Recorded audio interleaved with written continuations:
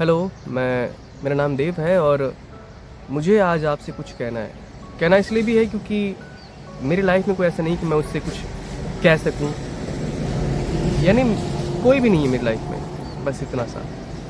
और इसलिए मेरे पास सिर्फ एक तरीका है कि मैं रिकॉर्ड करूं और खुद को ओवरकम करूं, क्योंकि मैं बहुत ज़्यादा मेंटली डिस्टर्ब हूँ उस टाइम पे। वो इसलिए क्योंकि मैं ऐसा सोच रहा हूँ कि चीज़ें मेरे हिसाब से काम नहीं कर रही हैं।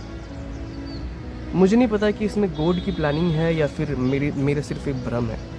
गॉड हमें उन लोगों से मिलवाते ही क्यों है जो हमारी लाइफ में, हम उनके लाइफ में कुछ है ही नहीं, हम उनसे मिलते हैं और हमें अट्रैक्शन होता है, देन आगे ब्ला ब्ला आगे चीज़ें बढ़ती हैं ब्ला ब्ला करके। पर उनकी तरफ से कुछ ऐसा नहीं होता।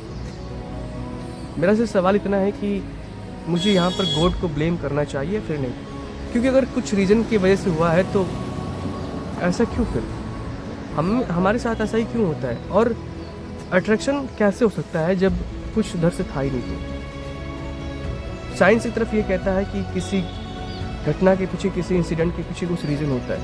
कोई भी इंसिडेंट विदाउट रीज़न नहीं हो सकती। यानी एक फ्रिक्वेंसी दूसरे फ्रिक्वेंसी से तभी मैच करती है जब दोनों फ्रिक्वेंसी सेम लेवल पर हो। मेरी फ्रीक्वेंसी उस फ्रीक्वेंसी से जब मैच ही नहीं हुई तो मुझे अट्रैक्शन कैसे हुआ। और अगर मैच हुई है तो मुझे पता कैसे नहीं चला अभी तक।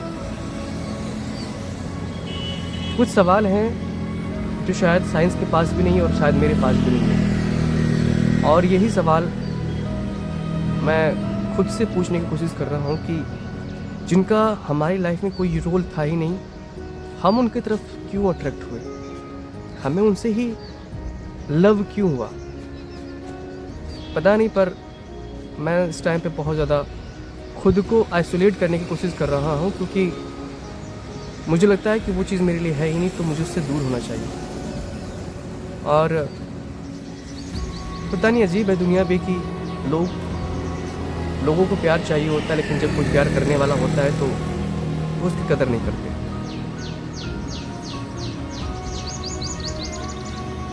बस इतना ही। और आपने मेरी बात सुनी, थैंक यू, बाय।